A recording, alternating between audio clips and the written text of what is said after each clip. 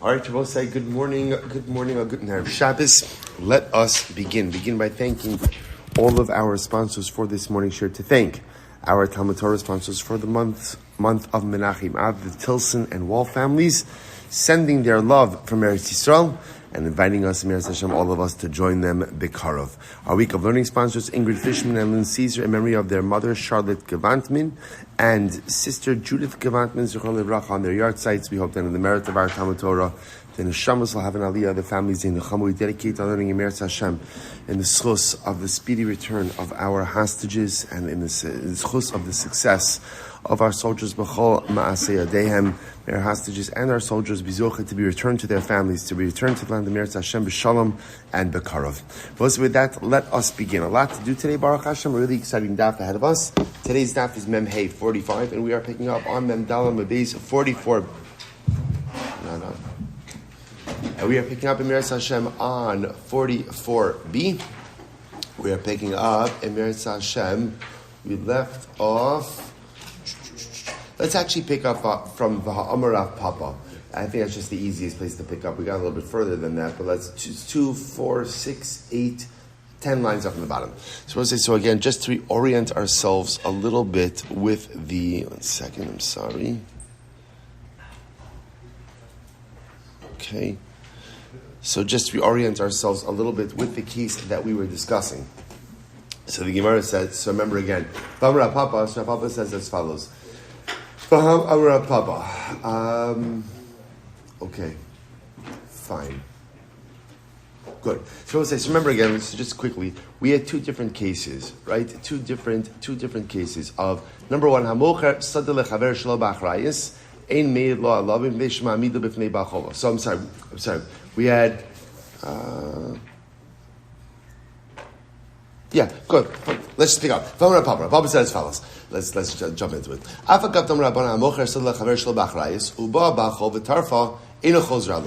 So remember again, we learned, even though Rav Papa said that in general, when you sell land to someone and you sell them the land without achrayis, right, without a guarantee, then remember again, what's the whole idea of selling something without a guarantee? Is that there's no recourse. So I sell someone a field without achrayis, and then my creditor comes and seizes that field.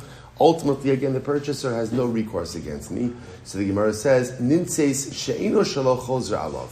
But interestingly enough, halacha l'maisa, if let's say it turns out that I sell Reuven a field, and the field was never mine, in that case, Reuven does have recourse against me. So you hear this distinction? If I legitimately sell someone a field, and then my creditor comes and seizes that field, then Reuven has no recourse against me at the end of the day because I sold it shelo ba'achrayis. However, if halacha l'maisa, I go ahead and sell Reuven a field that was never my field to sell to begin with, then halacha l'maisa again, so a fraudulent sale, then halacha l'maisa, he does have recourse against me. But the Gemara says, I'm asking them, but over here, what is the case that we're dealing with? Now, this is a case where even though now the ownership is contested, the purchaser knows that this was my animal.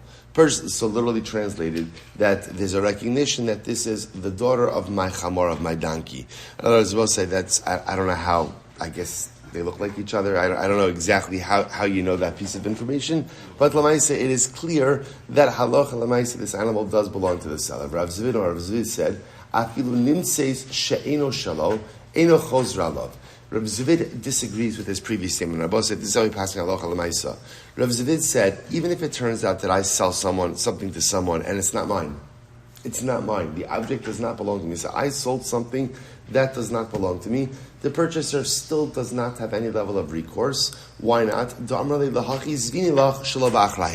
is interesting because I could say back to the purchaser, hey, this is why I sold it to you without achrayis. And that's what we'll say. There are two reasons apparently why people sell real property or movable property without a guarantee.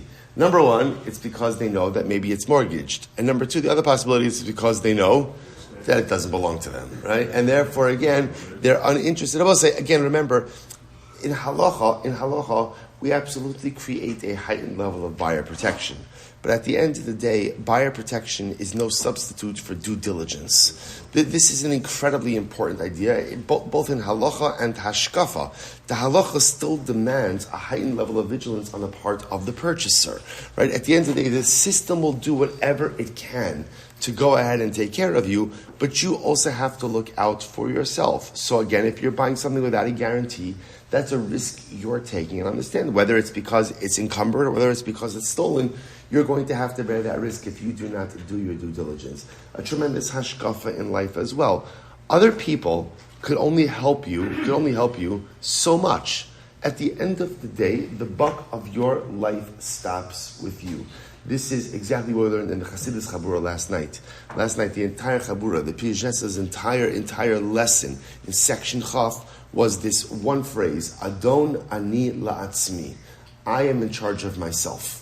Adon ani la'atzmi. I'm in charge of myself. And it's so important because so often in life when things don't materialize the way that we thought they would, we look for different people to blame.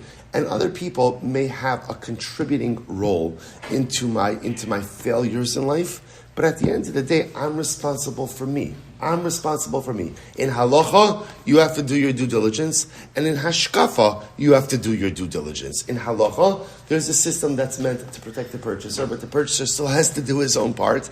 And in hashkafa, there are other people and other circumstances, other frameworks that can help me. But at the end of the day, I have to be responsible for me. Good. The Gemara goes weiter. Gufa. So let's go back and revisit one of the things we mentioned before. Gufa. Amar Rabbi Shmuel Silber. Hamochas l'chaver shel b'achrayis. So we've had now this concept for the last 3 days. So Ravin Bar Shmuel says in the name of Shmuel, if I sell a field to Ruvain without achrayis. So remember again now how exactly this case, and so what's the halacha? The halacha is let's say now Ruvain's ownership is contested, and now Ruvain says, Silber, come to Beis Din, testify on my behalf that you sold it to me. I am not allowed to testify on behalf of Ruvain. Why not? So remember we had a machlokes, Ravina and Rav Sheshes, about how exactly to go ahead and read this particular section. But let's just read it now, just at face value, right? What I have over here is as follows. I sell a field to Ruvain. Now Ruvain's ownership is contested. Ruvain says, Silver, can you please come to Beis Din and testify on my behalf that you sold it to me, solidifying my ownership. What is the halacha? What does Rabbi Shmuel say?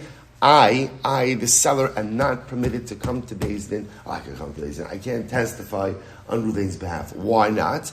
Because I have a vested interest in this field remaining Ruvain's. What's my vested interest? If I have a creditor, right, if this is encumbered property, then it's in my best interest that it remain with Ruvain. Why? Because this way, again, halacha l'maisa, my creditor could seize it in satisfaction of the debt. So because of that, I am not permitted to testify on behalf of Ruvain. Gemara says, could we just talk about this case for just a second? Heichidami. What is the case? Top of Memhei, 45a. Idi isle ara achrisi aledi dehadar. So mimanavshach. If I have other land, right? So again, let's play this out. I sold the land to Ruvain. Right? So now it turns out I borrowed money from Shimon. So I borrowed $10,000 from Shimon. So that means Shimon has a lien against my property. So now what we're saying is like this. If someone challenges Ruvain's ownership of the land, and Ruvain says, Silber, come to Beis Din and testify on my behalf that you sold me the land and solidifying my title to this, the Gemara says, no, Rabbi Shmuel says, can't do it. I'm not allowed to testify on behalf of Ruvain. Why? Because I'm an ogeh b'davar. I have a vested interest that this property remain with Ruvain in order to be able to satisfy my debt to Shimon. So the Gemara says, I don't understand what's going on over here. At the end of the day, if I have other land, right, then where is Shimon going to collect his debt from? Where is he going to collect it from? That other land. So remember again, when do you go after encumbered, sold land? When do you go after that? That's when there's nothing else to collect from. That's the last bucket of collection to claw back sold properties. So if I have other properties in my possession, then Shimon, my creditor, is going to go ahead and seek repayment from that. And if I don't have any other land, the Gemara says, my nafka lemine. Then the truth is, what do I care if Reuven owns it, or if Levi owns it, or someone else owns it? In other words, if I have land, Shimon, my creditor, is going to collect it from other places. If I don't have land, then the truth is, what does it matter to me if Reuven has the land, if Levi has the land, if Yehuda has the land? In other words, why can't I testify on behalf of Reuven? In other words, if I don't have any other property, Shimon, my creditor, is going to go ahead and get my property from somewhere else. He's going to get it from somewhere else. So what does it matter to me at the end of the day who owns it? The Gemara says, Li'olam, the less they are achris. The truth is, dealing with the case where I have no other land, and therefore, again, Shimon, my creditor, is going to come to collect from this sold property. So what's the problem over here? Da'amar lo necha de lehavi lo verasha v'lo yishalem. So we'll say, so why is it? So now, watch this. So the Gemara says, I have no other land. Right? So I borrowed $10,000 from Shimon. Right? That's part one of the story. Okay? Part two of the story is I did have a parcel of land, which was, of course, encumbered by a loan, and I sold it to Reuven. Right? I sold it to Reuven. So now so that's part two of the story. Part three of the story is that now, again, I have, that was my only parcel of land. Part three of the story, someone is contesting Reuven's ownership of the land, and Reuven asks me to testify on his behalf in Beis Din. So now the Gemara says, I am not allowed to do so. Why? I'm an ogeh b'davar. Right? I have a vested interest in this testimony, and therefore I'm not impartial. The Gemara says, but why? In other words, I have no money. So now Shimon's going to have to claw back that land from Reuven. So what does it matter to me if he claws it back from Reuven or if he claws it back from Yehuda? Who cares? To which the Gemara says, I'll tell you why. I still have a vested interest in that property remaining with Reuven because that's going to be easier for Shimon to collect it from Reuven than from someone else. And I don't want to be known as a guy who doesn't repay his debts. In other words, that I have a vested interest in making sure that Shimon, my creditor, gets paid, because if not, I get the title that David HaMelech says in Tilum, Alo v'rasha v'lo yishalim. An evil borrower is one who does not repay. So therefore, I do have a vested interest in this edus, because I want to make sure that Shimon, my creditor, gets repaid. Okay, the Gemara says, that's nice. Here's the problem. Sof legabe idach nami lo v'rasha v'lo yishalimhu. So again, that's fine. You're going to make sure that Shimon gets repaid. Rabbi say, but who is going to be kind of left out over here? Right? Reuven. Reuven is the guy you sold the property to.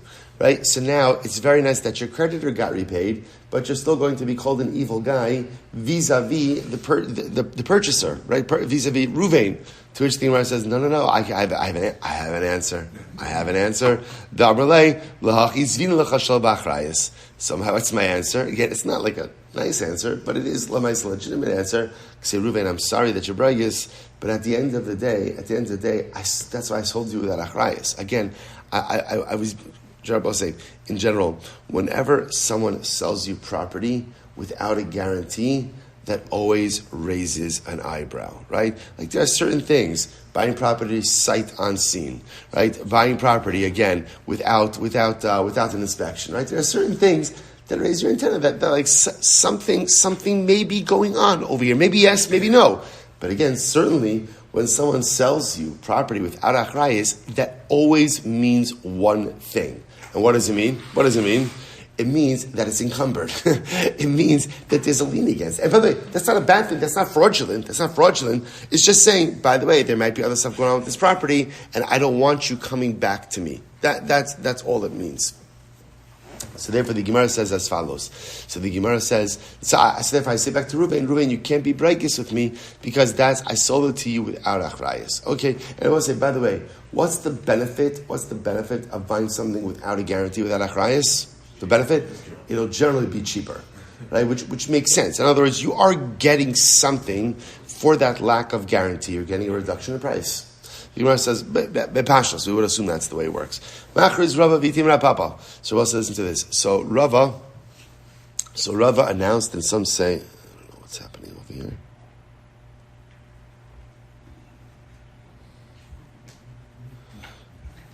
Okay. So Machriz Rava Vitim Rapapa. So Rava announced, and some say it was Rav Papa. And some say it was Rav Papa. The Salkin Le'ila Udinachtan Latasa. So let's listen to this. So Rava announced, and some say it was Rav Papa who announced, the Salkin Le'ila, those who are going from Bavel to Eretz YIsrael. Right, that's the lashon of going up. Those who are going from Bavel to Eretz YIsrael, or the Nachtin Litasa, or those who are going from Bavel to Eretz YIsrael. And they said the following message. Hi Bari Yisrael. This is a fascinating case. If you have a Jew who sold a donkey to his fellow Jew, okay, and a non-Jew, an akum. Now, say an akum, an idolater comes along, and the idolater seizes it from the Jew. So, for example, I sell a donkey to Ruvain. Okay, no problem. Hey, and now what happens? An akum comes along and seizes the donkey from Ruvain. And I will say now, ultimately, again, why is the akum going ahead and seizing the donkey from the Israel? The akum is claiming it's his. He's claiming it's his. Then what's the halacha? Dinahu demaftzile minei. The halacha is that I am obligated to help Ruvain to retrieve his donkey. I'm obligated to help Ruvain to retrieve his donkey. Take a look at the Rashbam for just a moment. The Rashbam says as follows: Va'anis leminei delokech tekatan akun chomer zeh ganav mimeni o misha machur lecha gazl mimeni ubelo edim ma'ansel hemenu. So the idea over here is that I sell the donkey to Ruvain, and now Akum comes over to Ruvain and seizes it from him, claiming it's his donkey. It's his donkey. Either he claims that I, Silber, stole it from him, or someone else stole it from him. The point over here is he's claiming ownership. So the halacha is, or at least Rava or Papa is saying the halacha is that I, the seller, have an obligation to go ahead and help the purchaser reclaim his donkey. Now, what's the pshat with this? Take a look at the first wide line of the Rashbam. The Hilchach, Dinahu demaftzile kimon apod says David Avdo mecher evra v'yavi edin v'yadon ima'akum ulai yotzienu v'yado the akum tzaisi dinahem v'davka akum aval honestly Yisrael lo maftzile ela yitba'ena bedin de'in koach Yisrael ligzol chamor mechavero below edim below raya. So we'll say, so now watch what's happening over here. What does this mean that I'm the seller and I'm obligated to get involved with the purchaser? Shabbos said what we're concerned about is maybe the akum is right. Maybe the outcome is right. In other words, maybe he has a legitimate claim, and therefore, halacha l'maisa, again, I, the seller, have a responsibility to help the purchaser get back his donkey.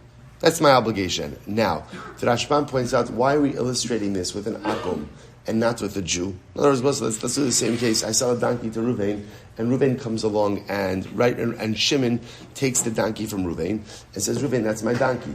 We'll say that's because when it comes to Jews, right, there's a mechanism. First of all, even if Shimon wants to make a claim that the donkey is his, Shimon has no right of seizure, right? So what does Shimon have to do? Shimon has to take Ruvain to Beis Din, and there's a process. And if Shimon were to take the donkey claiming that it was stolen from him, the first thing we would do is we would take it back from him and say, 1 second, buddy, that's not how we do things. The akum, we have less control over. So therefore, halacha l'maisa, what the Gemara is saying over here is, I sell to Ruvain, akum comes and seizes it from Ruvain, I have an obligation to help Ruvain get back his donkey. So the Gemara says, V'lo amar ela she'eno makir ba, shibas chamoro. Aval makir ba, shibas chamoro lo. So we'll say furthermore, when am I, the seller, obligated to help out Ruvain, the purchaser? That's only when there is not definitive proof that this animal was really mine. In other words, we're both saying, what's the underlying piece over here? The underlying concern over here is, maybe the akum is right. Maybe I did steal it, right? Maybe it wasn't my animal. So now the Gemara just qualifies this and says, but if halacha l'maisa, we know definitively that it's my animal. How do we know definitively that it's my animal? That this donkey looks exactly like its father or its mother, right? Exactly like its mother. Right? So it's not a spitting image, right? So therefore, there's no shaila that this is my donkey. In that kind of case, then I will say clearly, the akum is advancing a fraudulent claim. And if the akum is advancing a fraudulent claim, I'm not obligated to get involved. I, the seller, not obligated. In other words, I'm only obligated to help the purchaser when there is the possibility that maybe the akum is telling the truth. But if it's clear that the akum is not telling the truth, then halacha l'maisa, I have no obligation to get involved. Furthermore, v'lo amran ela delo anis le'ledidei ulu uchba aval anis aval ela delo anis le'ledidei ulu uchba aval anis le'ledidei ulu uchba lo. Furthermore, when am I obligated to get involved? When the akum only took the donkey and didn't take the saddle. But if you took the donkey and the saddle, I'm not obligated to get back involved. Now, what does this mean? This is actually quite interesting. See, if the akum comes along and claims that it was his donkey, right, and somebody stole it from him, and halacha l'maisa, now what? Halacha l'maisa, we say that he only took the donkey and left behind the saddle. So that actually lends some level of legitimacy to his claim. Because why? He's only taking that which he is entitled to and leaving behind the other thing. But if he comes and he claims, this is my donkey, and he takes the donkey and the saddle, like, what? Well, I don't understand, but you just said it's the donkey. Where did the saddle come from? In other words, the fact that he's claiming one thing, but taking more, lessens the legitimacy of his claim, and therefore I'm not obligated to get involved. In other words, we'll say the theme over here is, when am I, the seller, obligated to get involved in helping the purchaser reclaim the donkey that the akum took? When there's an air of legitimacy, ultimately, again, to the akum's statement. But if there is no air of legitimacy, then essentially as the seller, I say, I'm sorry. Again, you could choose, as a seller, I could choose to help but I'm not obligated to help unless, of course, again, there's that legitimacy. Incredible. So the Gemara goes weiter. So the Gemara says, good. Ameimar Amar, afilu leka kol hani lo. So Ameimar says, the truth is, we don't subscribe to this entire halacha, right? Even if, afilu leka kol hani lo, even if all of the factors that you just outlined are in place, I'm still not obligated to help. So I'll say, in other words, this entire discussion, right? This entire discussion ultimately is predicated on the statement of Rava, or some say Rav Papa, and they announced it to everyone. Whether you're going from Bavel to Eretz YIsrael to Bavel, here's the halacha: you sell an object to another Jew, an akum comes along and takes it, claiming that it was his, that it was stolen from him. You, the seller, are obligated to go ahead and help out. And then they frame the parameters as to when you're obligated to help out. Comes along Ameimar, and Ameimar says, no, this halacha is not correct. If I sell an object to another Jew, and an akum goes ahead and takes it, I'm not obligated to help out. I'm not obligated to help out. Why not? My taima made the yada the stam oved kochavim anasu. Because Rabbi say, unfortunately, a stam oved kochavim takes from the Jew. A stam oved kochavim. Rabbi say, yeah, you have to understand something. This is not. Sometimes you see gemaras like this, and like people like to interpret it as disparaging. It's not disparaging. When Chazal make a statement like this, this was reflective of their experiential reality. This was of their. Again, I will say we're living where we have these realities as well. Where before October 7th, we were so sure, right, about our place in the world. And even as Americans, we were so sure about our place in greater society. And now October 7th happens, and now, wow, so many of those preconceived notions were proven blatantly false, right? We'll say that, now that colleges are ramping up, you see this again, right? Everyone thought summer will start, everything will diffuse. So now again, I'll say this story is once again going to be coming into the headlines once again about the rampant anti-Semitism that exists on college campuses. Our whole reality as to what we thought life in this country was for us has fundamentally changed. The experiential reality has changed. When Chazal make a statement like this, this is not a knock. It's not meant to be a knock. It's meant to be a reflection on their experiential reality. Sameimar says, the akum will exploit the Jew. That's the way it works. The akum will exploit the Jew. The akum is, and the akum had the ability to do so, right? He had the upper hand. So therefore, again, the akum is going to exploit the Jew. Shneimar asher pm dirasha v'yaminam yamin sheker. So Rabbi Shmuel says this whole thing is not true. If you start mandating that every single time a Jew sells another property to Jew, a piece of property to Jew, or an item to a Jew, and then an akum takes it from the Jew, that the Jew is obligated to get involved in the davar self. You can't do that, because unfortunately that is the experiential reality for the Jew, that the akum exploits the Jew, and therefore halacha l'maisa Meimar goes out and rejects it. And also that's how we paskin. Or I should say, we don't paskin. We don't paskin like this statement that if a Jew I sell to Ruvain and then it's taken by an akum, that I'm obligated to get involved. I'm not obligated to get involved. I'm not. Now again, depending on what it is, maybe there's achrayis, maybe there's not achrayis, maybe Reuven comes back to me, maybe he doesn't. But halacha l'maisa, I am not obligated to go ahead and get involved. I can get involved if I want to, but certainly not obligated to do so. Uman in lo chazaka. All right, Rabbi says back to the Mishnah. Remember again, Rabbi say, what was our Mishnah? Our Mishnah, which was many dapim ago. We've still been in the same Mishnah. Right? So the Mishnah spoke about this idea that people, actually not so many ago, that people who the ability to establish a chazaka is when you have an object or when you are in property and there's no reason for you to be there other than the fact that you're the owner. But if there is some other legitimate reason for you to have an object or for you to be in a piece of property, then you can't establish chazaka. So for example, a craftsman, right? I go ahead and I give my car over to the mechanic to go ahead and be fixed. And he's a little bit backlogged. So it's been there for 3 years, right? So now what happens? I work locally, so not a big deal, right? So what happens? He can't claim ownership. Why not? Because actually that's probably not a good idea, because if the mechanic does have your car for 3 years, but you understand the concept. If the uman has the object, again, there's a legitimate reason why he has that object, which is why I gave it to him to work on. So therefore, he can't claim chazaka. The same way the sharecropper can't go ahead and claim chazaka on a field, because there's a reason why. Yeah, of course you've been there for 3 years. I hired you. You're my worker. So the Maisi can't assert chazaka. So the Gemara says as follows: Amar Rabba, lo shanu ela shemasar lo be'edim. I will say, so this is very interesting. When is the uman? When is the craftsman unable to establish chazaka on my object? When I handed it over to him with edim, right? So I gave it. In other words, I gave over the object with witnesses. So witnesses see that halacha l'maisa, again, I'm giving it to the craftsman to work on it. Aval masar lo shelo be'edim. Mitoch shiyachal lomar lo hayu dvar me'olam ki amar le nami lekucha hi biyadi mehemen. So I'll say this is incredible. So Rabbi says like this: when do we say that a uman can't establish a chazaka? That's when I gave it over to him with edim. I gave it with witnesses, so witnesses saw that I gave it to him to work on it.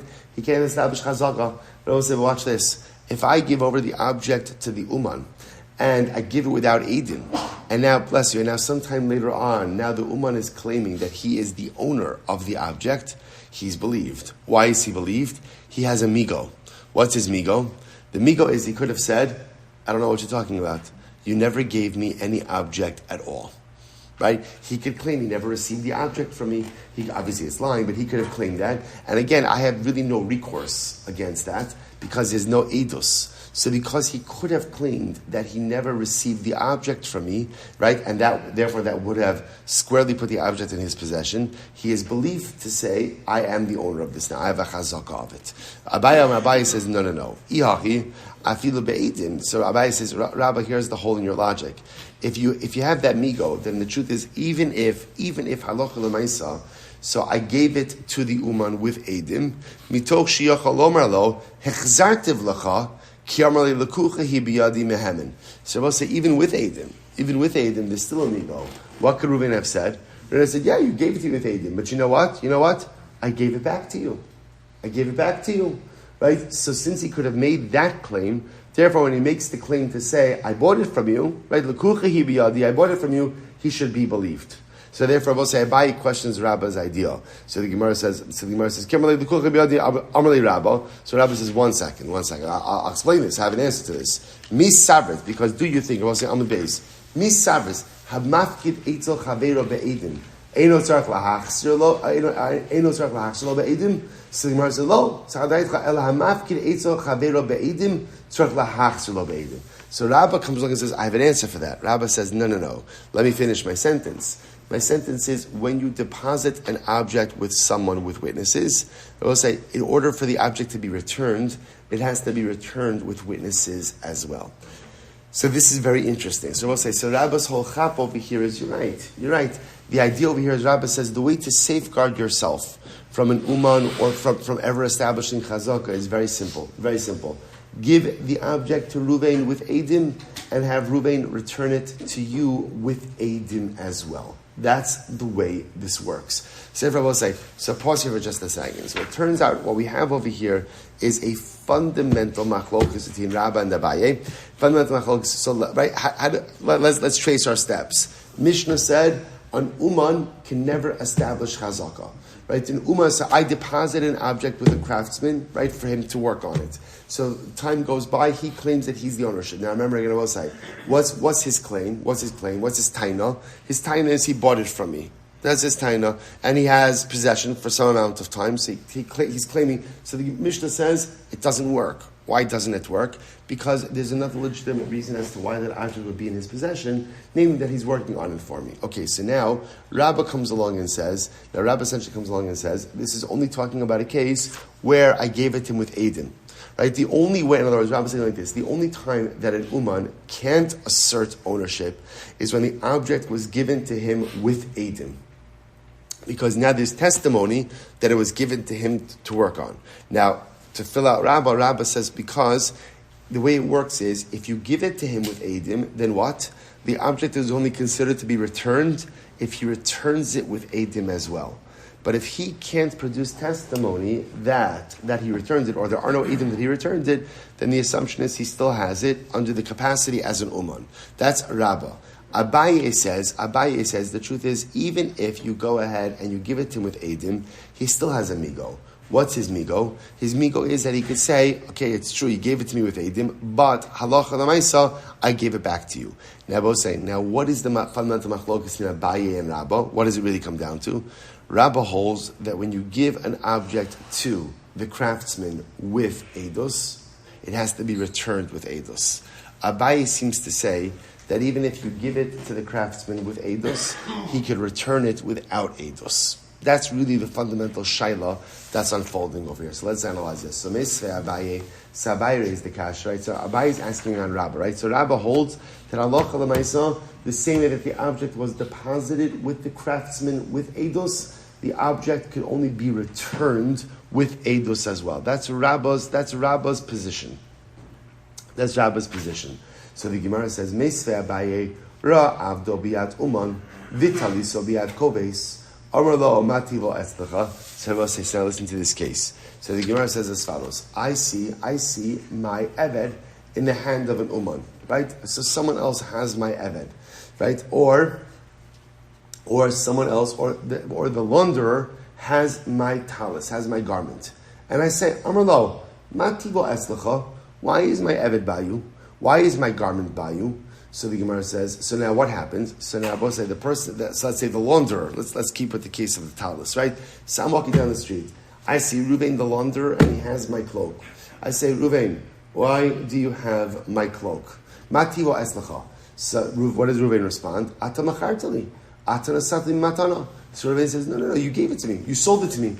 Or you gave it to me as a gift. So what's the halacha? Lo amar klum. So ultimately, again, so Ruvain's statement is meaningless. And I have the right to get back my ever to get back my cloak. Now both say, now that's just an illustration of the rule in the Mishnah. What did the Mishnah say? Uman ein lo chazaka, right? That an uman does not have a chazaka. Okay. However, so listen to this. We'll say now there's an interesting twist over here in this case, which we'll have to explain. What happens now? Same case. I'm walking down the street, I say Ruvain. Ruvain has my talis. I say, Ruvain, what are you doing with my talis? So I'll say, so in part one of the story, Ruvain says, you sold it to me. Now I'll say, so now the halacha is, Ruvain is not believed. Ruvain is not believed. Why? Because an uman can't establish a chazaka. Now, what if instead of saying you sold it to me, he said the following? Befanai amarta lo lemochro. Now I'll say, well, I have to explain exactly how to understand this case. But let's say again, he says to me, in my presence, you told me to sell it to him. Or velitno lob matana, or to give it to him as a gift. Ultimately, again, dvarav kayamin. Ultimately, again, his words, right? His words are accepted. Now, okay, so let's say, so now, what exactly that means? Bafane amarta lo lemochro. In my presence, you told me to sell it to him or to give it to him. Such a statement is valid. Okay, so I'll say, so it's not immediately clear what that case means. So now the Gemara says, Maishna Reisha or Maishna Seifa. So okay, so I'll say, so the Reisha I understand, right? What's the Reisha case? I'm walking down the street, I see that Reuven has my talis. I say, Reuven, why do you have my talis? Reuven says, what's Reuven's claim? You sold it to me. What's the halacha? What's the halacha? Not believed. Why? Uman ein bo chazaka. Okay. So now the Gemara says, what is that second case? What is the seifa?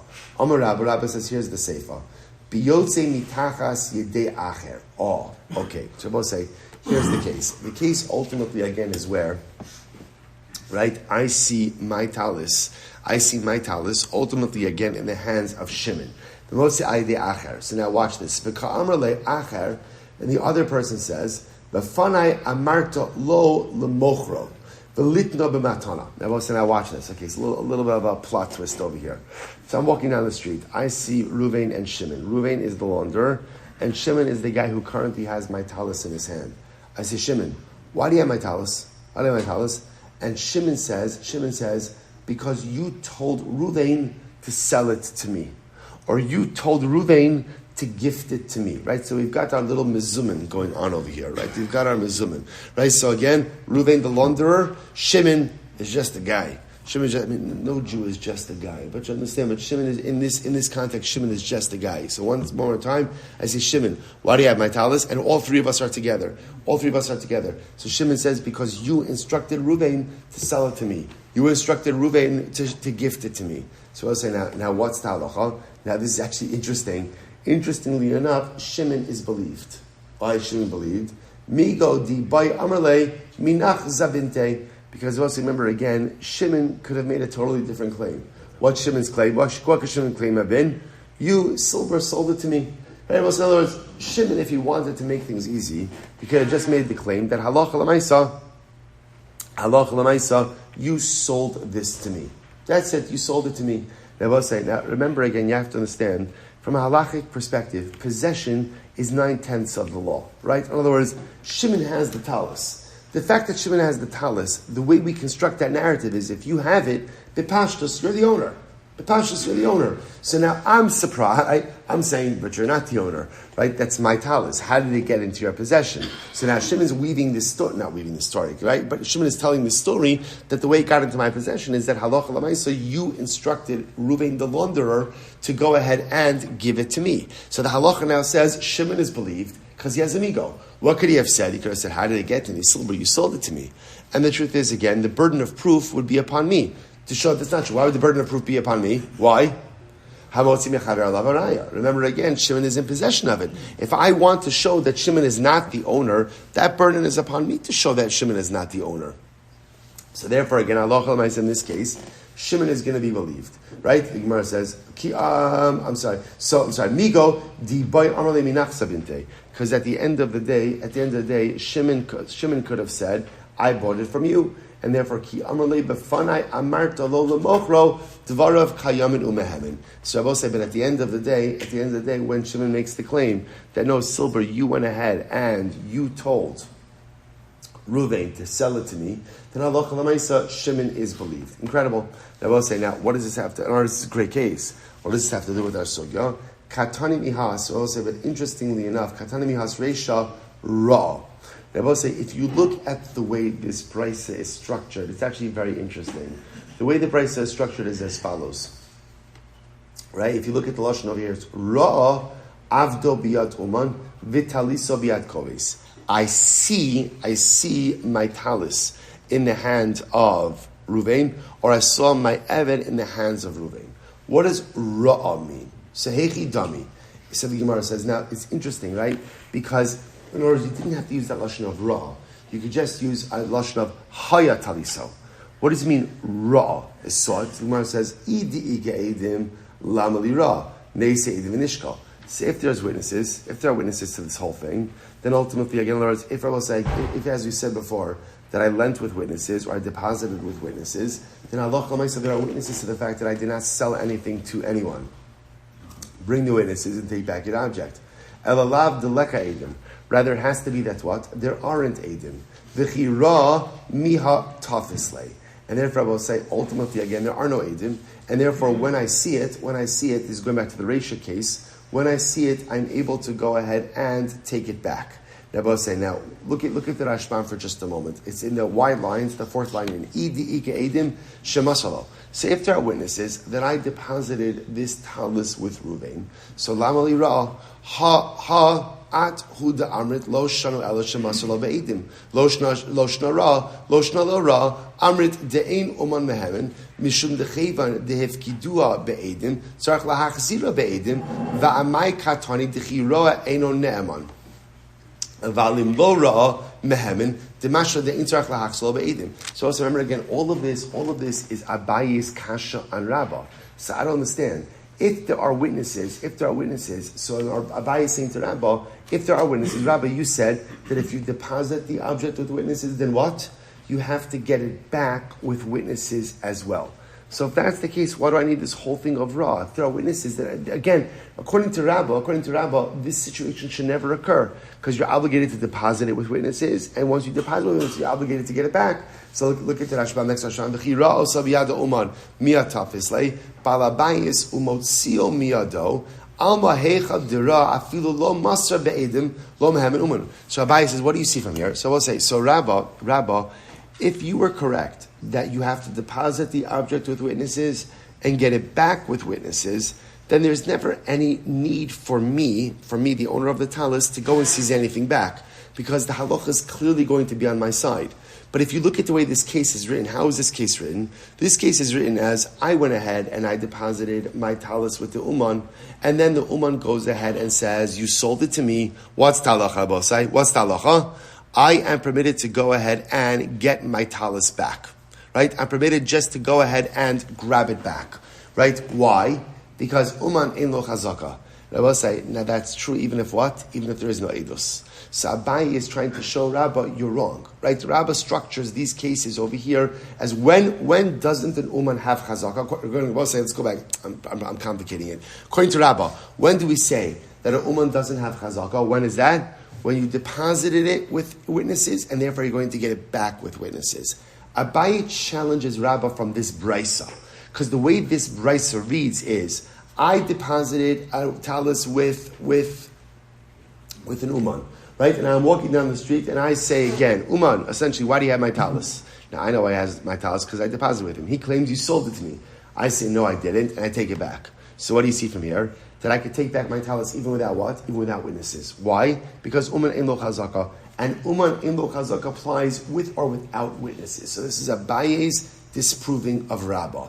So the Gemara says, Elalav deleka edim b'chira miatafis lei. So what says Abaye says, now you see, uman ein lo chazaka is not a function of witnesses. It's not a function of witnesses. An uman never has the ability to go ahead and make a chazaka. Therefore, when I see the object in Ruvain's possession, I have the ability to get it back. To which the Gemara says, lo, the olam di'ik edim. No, there are edim. There are edim. I v'hu dira. And therefore, I will say again, that's the lashon ultimately again of Ra. V'ha'athu da'amrit. So we'll say, but here's the interesting part. But 1 second. Let's say if there are witnesses, then according to Rabbah, the same way you deposited the object with witnesses, the object is only considered to be returned if it was returned with witnesses as well. So as long as there is not testimony that the object has been returned, then what's the halacha? It's not returned. Right? In other words, we'll say, Rabbah's model, on one hand, makes it more complicated, but also makes it easier. On one hand, it's more complicated because when you deposit an object with an uman, you have to do it in front of witnesses. That makes it more complicated. On the other hand, it's less complicated. Why? Because the object is only considered to be returned if you have witnesses to that effect as well. So if there are no return witnesses, then the object is not returned. So Abaye is asking Rabbah, obviously you're wrong because look at the brisa. If we're talking about a case of witnesses, this case doesn't get off the ground because it's very simple. If there are no return witnesses, then the object hasn't been returned. If it hasn't been returned, then it's still in the possession of the uman who owes it back to me. So what's going on over here? To which the Gemara says, this is how the Gemara answers it. This is very interesting. The Gemara says, the olam the ika edim. There are witnesses in this case. I v'hodura.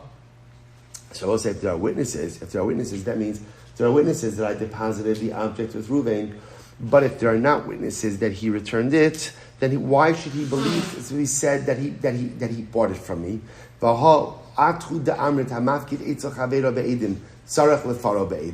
I, but you, Rabbi, are the one who said that if the object was deposited with Reuben with witnesses, then Reuben has an obligation to return it in the presence of witnesses as well. So Rabbi, what are you going to say to that? Rabbi will say, this is great. Amar le hajibi. Rabbi says, I changed my mind. I changed my mind. In other words, you're right. Originally, I held that when you borrow in the presence of witnesses, you have to give it back in front of witnesses. But then comes along Rabba and says that halacha l'maisa, I changed my mind. I changed my mind, and I hold that if you do give the object to the ummah in the presence of witnesses, ultimately, again, you don't have to return it in the presence of witnesses. Oh, okay, so that changes everything. That changes the math on this whole thing. So therefore, I will say, so let's just go full circle over here. So we don't have resolution yet, but here's what we're looking towards, right? The Mishnah told me that a uman can't go ahead and establish a chazakah, right? Why? What's the logic? The logic is that halacha l'maisa, because there's another legitimate reason as to why that object is in his possession. And it's not because he's the owner, it's because he was working on it for me. So Rabba came along and said, when is that true? That he can't establish chazakah? Only when ultimately, again, I gave him the object with Aiden.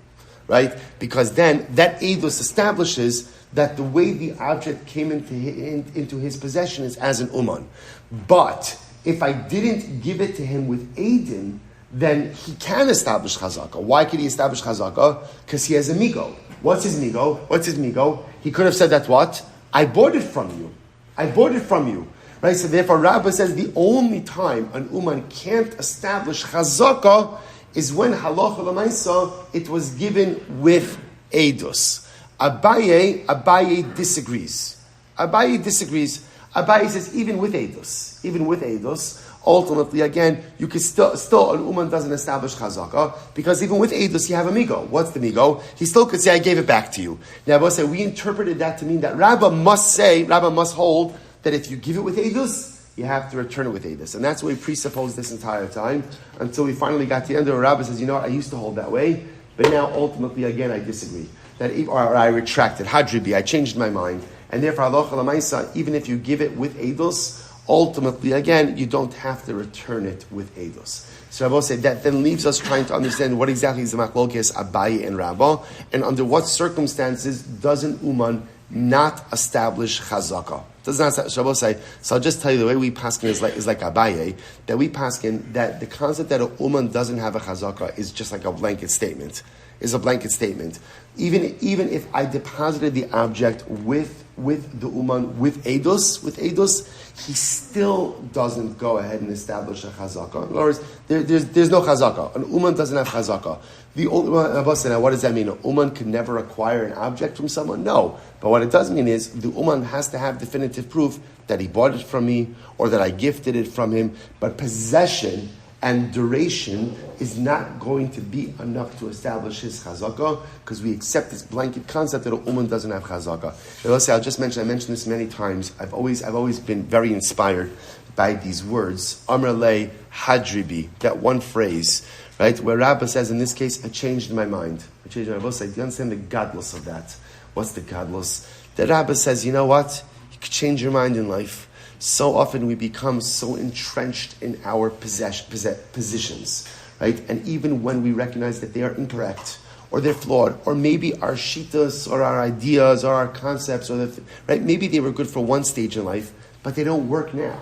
But we become so entrenched in certain ideas and positions and outlooks, and even when they no longer work for us, even when they're clearly not correct or not correct anymore, we refuse to budge, we refuse to yield because I had built up a whole personality around this. So how could I change? How could I pivot now?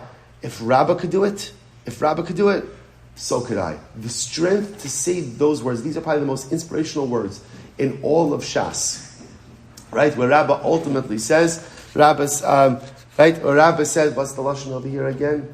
Amar le hadribi, I changed my mind. If Rabbah could change his mind, if Rabbah could pivot in his personality, if Rabbah could go ahead and readjust the way he looks at things, or his positions, or his outlooks, or his shitas, if Rabbah could do it, then we have to find the car should do the same. I will say, Shkoyach, what a week. A lot of Gemara, a lot of concepts. Shkoyach, a good night of Shabbos. Skos Baruch Hashem to close out the week with all of you.